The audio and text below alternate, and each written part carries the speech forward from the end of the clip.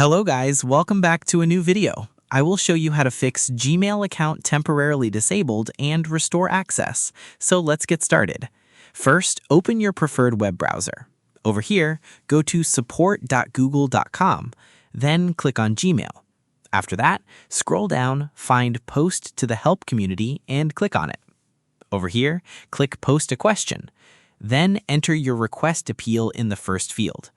After that, provide detailed information about why your account was disabled. Over here, scroll through the categories and select Account Access and Recovery. Then click Next. After that, choose Account Recovery or Other depending on your situation. Over here, click Next Step. Then select your platform such as Android, iOS, or Web. After that, click Next Step. Over here, check the option Get Emails when someone responds. Finally, click Post and wait for Google Community Support to respond to your request.